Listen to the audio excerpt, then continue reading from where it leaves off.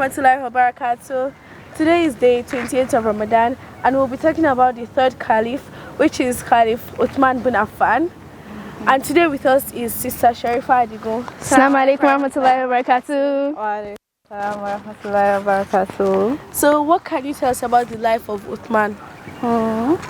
Uthman bin Affan was a very close companion of the Prophet sallallahu alaihi wasallam. He was the third caliph among the Khulafa Rashidun, the rightly guided caliphs.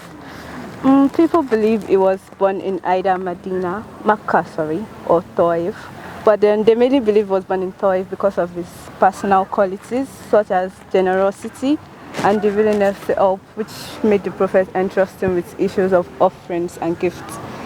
The reason why people believe he was born in Makkah is because he's from the Umayyad tribe in the Quraysh. People believe he was born in Makkah because he's from the Umayyad clan in the Quraysh tribe, which was a very big tribe in the Quraysh.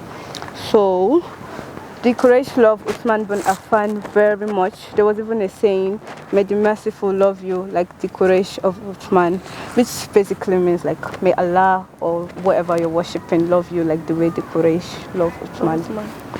Uthman bin Affan converted to Islam not long after the prophecy of Muhammad sallallahu alaihi wasallam. He converted at the age of 30 with the help of Abu Bakr as-Siddiq radiallahu anhu. So after Uthman converted to Islam, his uncle came to him and told him to leave Islam, but he said no, and not long after his uncle also converted to the fold of Islam. Wow, mashallah, alhamdulillah. Uthman bin Affan was one of the most beloved people to the Quraysh. He was very generous and he inherited 30 million dirhams from his father, and he increased them by doing business and stuff like that. With the advent of Islam, he spent his wealth generously in the path of Islam. An example is when he migrated to Medina, and then he got there, the people were having problems with water, and then because the well water was tasting bitter and very salty, and the only well water which was actually good was the well of Ruba, which belonged to a Jew. When he got there, he bought the well from the Jew and sold it and gave it to the Muslims immediately. Another example is during the Battle of Tabuk, when the Prophet asked the Muslims to give out so as for the troops to benefit from it. He gave out 940 camels and 60 horses, which made 1,000 animals in total, which surprised everyone, including me. Like, that's a lot. That's a lot of money. That's a lot of armies. We know that the edition of the Quran that we use now is called the Uthmanic edition. Yeah. So why is it named the Uthmanic edition?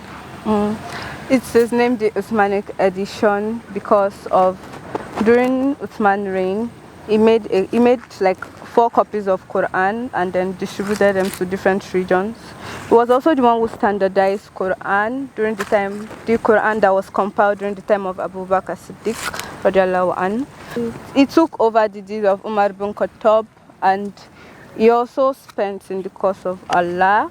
During his reign, he made an effective financial policy which increased the state in wealth and also the residents in wealth. Uthman bin Affan was mobbed to death and passed away at the age of 82, sadly. But history still keeps his qualities such as generosity, modesty, patience, and most of all the important one, at least to me, is that he hates bloodshed even in the face of mortal.